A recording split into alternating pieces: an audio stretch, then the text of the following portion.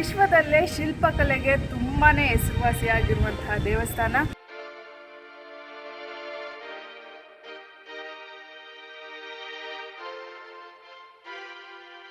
ಇಲ್ಲಿ ಒಂದು ಚಿಕ್ಕ ಚಿಕ್ಕ ಸೂಕ್ಷ್ಮ ಕೆತ್ತನೆಗಳನ್ನ ಅಬ್ಸರ್ವ್ ಮಾಡಬೇಕು. ಎಷ್ಟು ನೀಟಾಗಿ ಕೆತ್ತನೆ ಮಾಡಿದ್ದಾರೆ ಅಂದರೆ ನಂಬೋಕೆ ಆಗಲ್ಲ.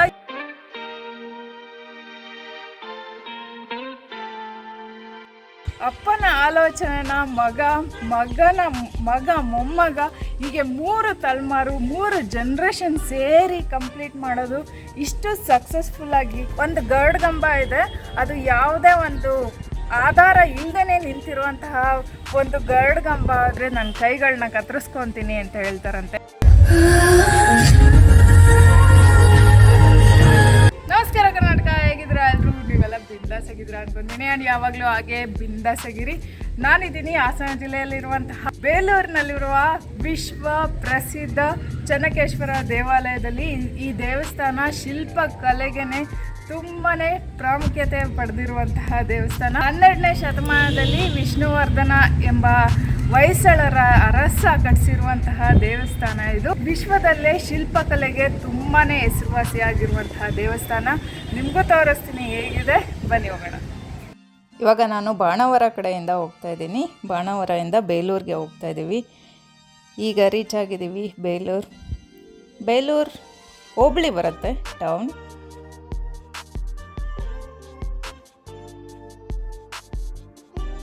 ಅಲ್ಲಿ ಕಾಣಿಸ್ತಾ ಇದೆಯಾ ನೋಡಿ, ಅದೇ ದೇವಸ್ಥಾನ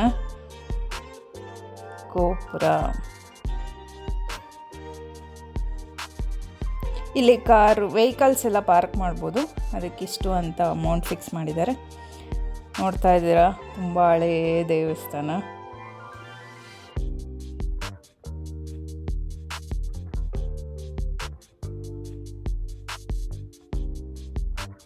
ಇದು ದೇವಸ್ಥಾನದ ಆವರಣ. ಎಷ್ಟು ವಿಶಾಲವಾಗಿದೆ ನೋಡಿ. ದೇವಸ್ಥಾನ ಪುಟ್ಟದಾಗಿ ಕಾಣಿಸುತ್ತೆ ಈ ಪೂರ್ತಿ ಆವರಣನ ನೋಡ್ತಾ ಇದ್ರೆ. ಇದು ಗರುಡಗಂಬ. ಇದು ಇವಾಗ ಮಾಡಿರುವಂಥ ಗರುಡಗಂಬ.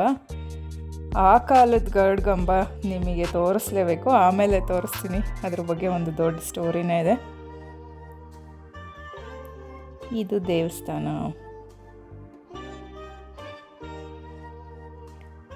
ನೋಡ್ರಿ, ಕೆತ್ತನೆ ನೋಡಿ ಎಷ್ಟು ಬ್ಯೂಟಿಫುಲ್ಲಾಗಿ.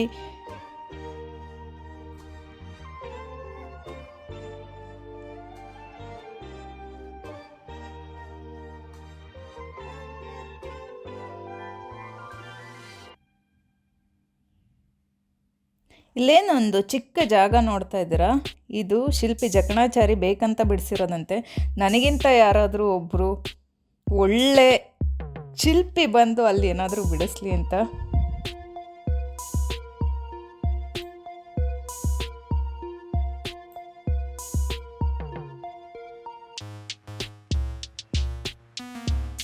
ಇದು ಹೊಯ್ಸಳರ ಲಾಂಛನ.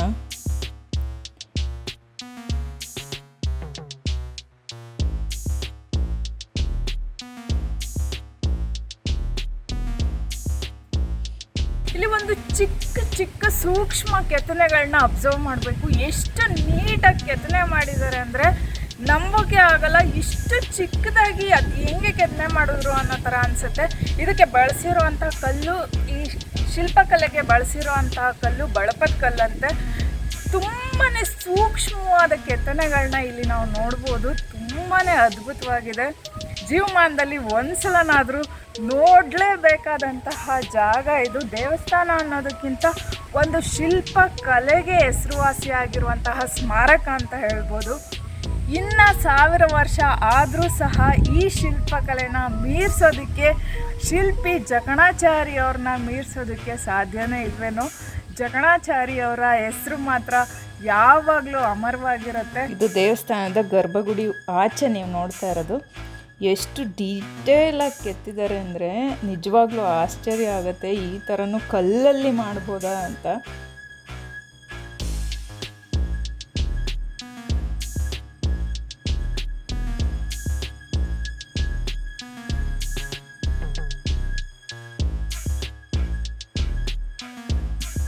ಇವರು ದ್ವಾರಪಾಲಕರು, ಜಯ ಮತ್ತು ವಿಜಯ.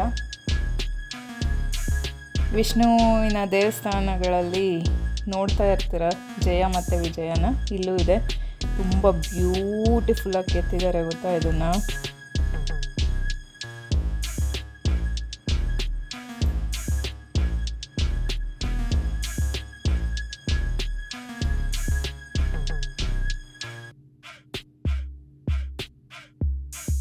ಇಲ್ಲಿ ದೇವಸ್ಥಾನಕ್ಕೆ ಬಂದರೆ ದೇವ್ರನ್ನ ನೋಡೋದಕ್ಕಿಂತ ಈ ಕೆತ್ತನೆಗಳನ್ನ ಆ ಕಡೆನೇ ಮನಸ್ಸು ಹೋಗ್ತಾ ಇರುತ್ತೆ, ಅಷ್ಟು ಬ್ಯೂಟಿಫುಲ್ ಆಗಿದೆ.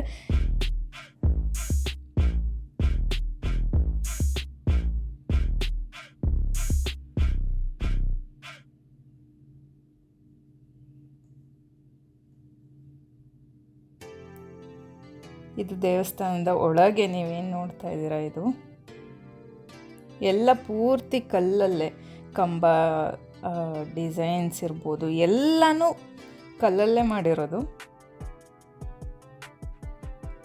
ಮೇಲ್ ನೋಡಿ ಹೇಗಿದೆ, ಎಷ್ಟು ಅದ್ಭುತವಾಗಿ ಕಾಣಿಸ್ತಿದೆಯಲ್ಲ.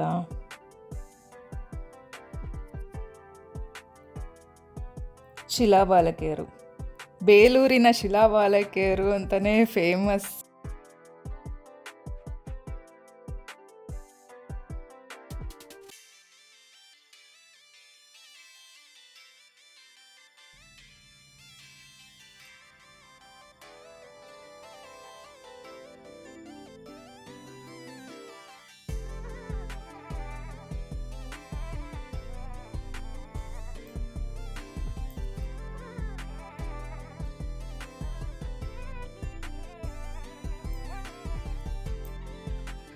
ಆ ಕಿರೀಟದಲ್ಲಿ ಒಳಗೆ ಪೂರ್ತಿ ಜಾಗ ಇದೆ ಗುರು, ಏನು ಸಕ್ಕತ್ತಾಗಿ ಮಾಡಿದ್ದಾರೆ ಗೊತ್ತಾ.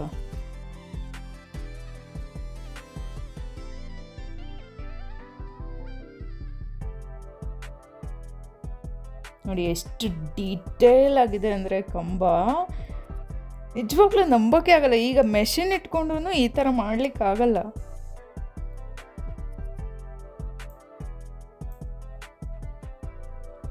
ಇಲ್ಲಿ ಸೂರ್ಯನ ಬೆಳಕು ಬರಲಿಕ್ಕೆ ಅಂತ ರಂಧ್ರ ಮಾಡಿದ್ದಾರೆ.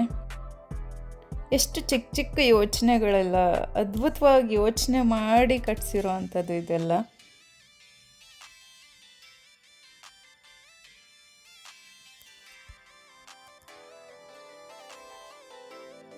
ಶಾಸನಗಳು,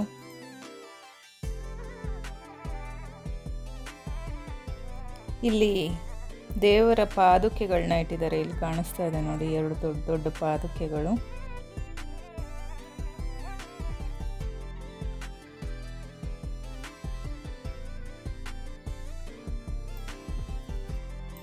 ಇದನ್ನ ನೋಡ್ತಾ ಇದ್ರೆ ಒಂದು ದಿನ ಸಾಕೇ ಆಗಲ್ಲ, ಅಷ್ಟು ಇದೆ ನೋಡಲಿಕ್ಕೆ.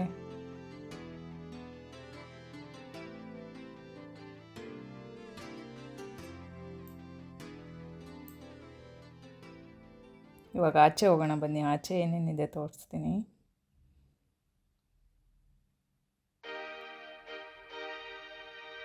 ಈ ದೇವಸ್ಥಾನನ ಕಟ್ಟಲಿಕ್ಕೆ 103 ವರ್ಷ ಟೈಮ್ ತಗೊಂಡಿದ್ದಾರಂತೆ. ಒಂದಲ್ಲ ಎರಡಲ್ಲ 3 ತಲೆಮಾರು ಸೇರಿ ಈ ದೇವಸ್ಥಾನನ ಕಟ್ಟಿದ್ದಾರೆ. ಈಗ ನಮ್ಮ ಆಲೋಚನೆಗಳನ್ನ ಕಂಪ್ಲೀಟ್ ಮಾಡೋದೇ ದೊಡ್ಡ ವಿಷಯ. ಅಪ್ಪನ ಆಲೋಚನೆನ ಮಗ ಮೊಮ್ಮಗ ಹೀಗೆ 3 ತಲೆಮಾರು 3 ಜನ್ರೇಷನ್ ಸೇರಿ ಕಂಪ್ಲೀಟ್ ಮಾಡೋದು ಇಷ್ಟು ಸಕ್ಸಸ್ಫುಲ್ಲಾಗಿ ಇದು ಸಾಮಾನ್ಯವಾದ ವಿಷಯನೇ ಅಲ್ಲ. ಈ ಒಂದು ಹೆಮ್ಮೆ ನಮ್ಮ ಹಾಸನಕ್ಕೆ ಸೇರುತ್ತೆ.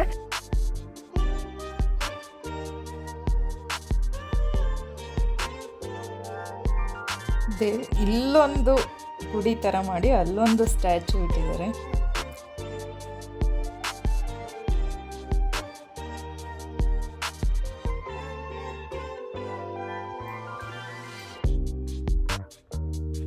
ಇಲ್ಲಿ ಯುದ್ಧಕ್ಕೆ ಏನು ಬಳಸ್ತಾ ಇದ್ರಲ್ಲ, ಆನೆ, ಕುದುರೆ, ಹೀಗೆ ಕುದುರೆ ಸಾಲು, ಆನೆ ಸಾಲು ಹೀಗೆಲ್ಲ ಮಾಡಿದ್ದಾರೆ.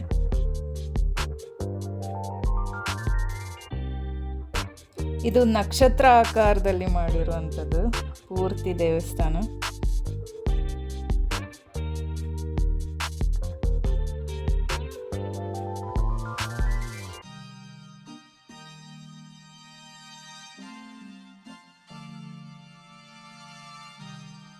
ಗಣೇಶ ವಿಶ್ವರೂಪ ತೋರಿಸಿದ್ದಾರೆ.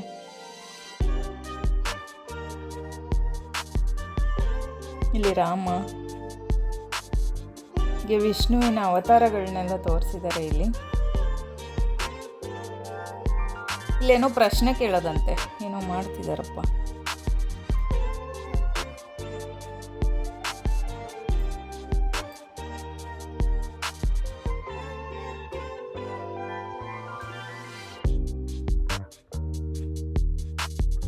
ದೇವರ ಪಾದಕೆಗಳು, ಪಾದದ ಚಿಹ್ನೆ, ವರಹ ಅವತಾರ. ನಾನು ಹೇಳ್ದೆ ಅಲ್ಲ, 9 ಅವತಾರಗಳನ್ನ ಇಲ್ಲಿ ಅಲ್ಲಲ್ಲೇ ಕೆತ್ತನೆ ಮಾಡಿದ್ದಾರೆ.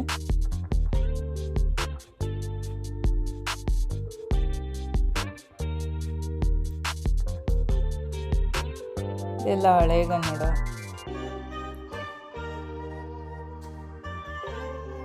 ನಮಗೀಗ ಅರ್ಥ ಆಗಲ್ಲ ಏನೂ.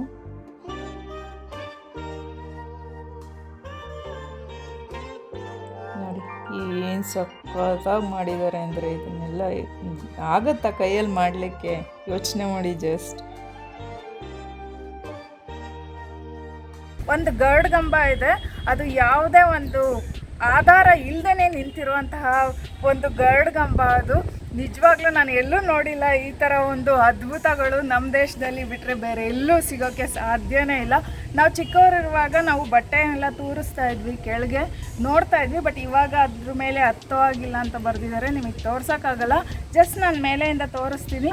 ಮೇಲೆ ಕೂಡ ಯಾವುದೇ ಆಧಾರ ಇಲ್ಲ. ಅಂಥ ಒಂದು ಅದ್ಭುತನ ನಾವು ಈ ದೇವಸ್ಥಾನದಲ್ಲಿ ನೋಡ್ಬೋದು. ಇದೇ ಆ ಗರುಡಗಂಬ ನೋಡ್ತಾ ಇದ್ದೀರಾ, ಮೇಲೆ ಯಾವುದೇ ಆಧಾರ ಇಲ್ಲ.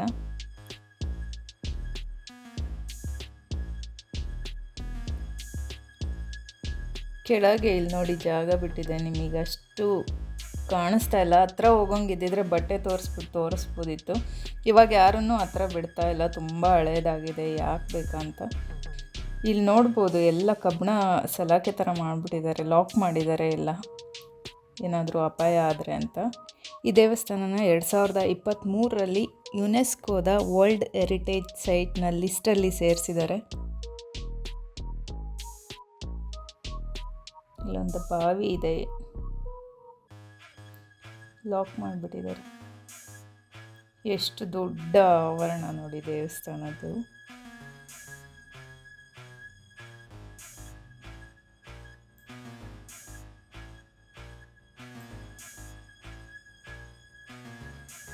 ನಾವು ಮೊದಲು ನೋಡ್ಕೊಂಡ್ಬಂದ್ವಿ ಚೆನ್ನಕೇಶ್ವರ ದೇವಸ್ಥಾನ. ಇಲ್ಲಿ ನಾವು ನೋಡ್ತಾ ಇರೋದು ಕಪ್ಪೆ ಚೆನ್ನಿಗರಾಯ ದೇವಸ್ಥಾನ. ಶಿಲ್ಪಿ ಜಕಣಾಚಾರಿಯವರು ಒಂದು ಕೇಶವನ ವಿಗ್ರಹನ ಕೆತ್ತನೆ ಮಾಡ್ತಾರೆ. ಆಗ ಡಂಕಣಾಚಾರಿ ಹೇಳ್ತಾರೆ ಈ ವಿಗ್ರಹದಲ್ಲಿ ಲೋಪ ಇದೆ ಅಂತ. ಶಿಲ್ಪಿ ಜಕಣಾಚಾರಿಯವರು ನಂಬೋದಿಲ್ಲ, ನಾನು ಕೆತ್ತಿರುವಂತಹ ವಿಗ್ರಹದಲ್ಲಿ ಲೋಪ ಇರೋದು ಸಾಧ್ಯನೇ ಇಲ್ಲ, ಆ ಥರ ಏನಾದರೂ ಇದ್ದರೆ ನನ್ನ ಕೈಗಳನ್ನ ಕತ್ತರಿಸ್ಕೊತೀನಿ ಅಂತ ಹೇಳ್ತಾರಂತೆ. ಆಗ ಡಂಕಣಾಚಾರಿ ಆ ವಿಗ್ರಹದಲ್ಲಿ ಒಂದು ಕಪ್ಪೆ ಇರೋದನ್ನು ತೋರಿಸ್ತಾರಂತೆ. ಆ ವಿಗ್ರಹನ ತಗೊಂಬಂದ್ಬಿಟ್ಟು ಇಲ್ಲಿ ಪ್ರತಿಷ್ಠಾಪನೆ ಮಾಡಿದ್ದಾರೆ. ನಂತರ ಜಕಣಾಚಾರಿಯವರು ನನ್ನಿಂದ ಲೋಪ ಆಗಿದೆ ಅಂತ ಹೇಳ್ಬಿಟ್ಟು ಅವ್ರು ತನ್ನ ಕೈಗಳನ್ನೇ ಕತ್ತರಿಸ್ಕೊತಾರಂತೆ. ನೆಕ್ಸ್ಟ್ ಚೆನ್ನಕೇಶ್ವರ ದೇವಸ್ಥಾನಕ್ಕೆ ಬೇಕಾಗಿದ್ದಂತಹ ವಿಗ್ರಹನ ಅವರ ಮಗ ಡಂಕಣಾಚಾರಿಯವರನ್ನೇ ಕೆತ್ತನೆ ಮಾಡಿದ್ದಾರೆ.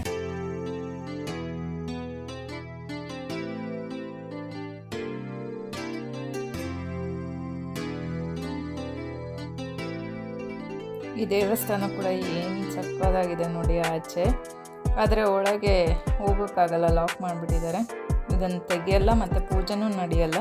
ಅಲ್ಲಿ ಭಿನ್ನ ಆಗಿರುವಂಥ ವಿಗ್ರಹ ಇದೆ ಅನ್ನೋ ಕಾರಣಕ್ಕೆ.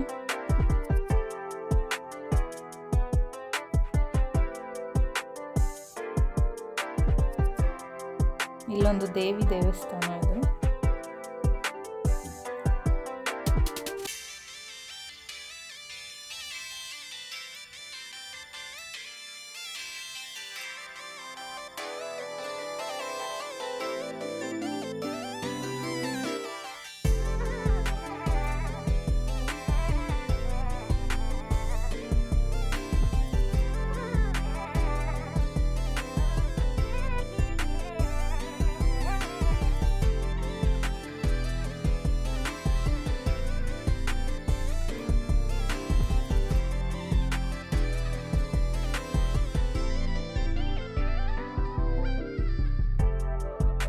ಇಲ್ಲೊಂದು ಕಲ್ಯಾಣಿ ನೋಡ್ತಾ ಇದ್ದೀರಾ ನೀವು.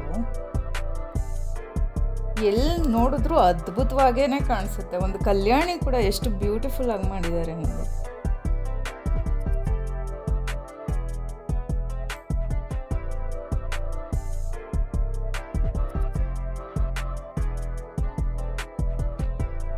ಇಲ್ಲಿ ಪ್ರಸಾದ ವಿತರಣೆ ಸಹ ಇರುತ್ತೆ.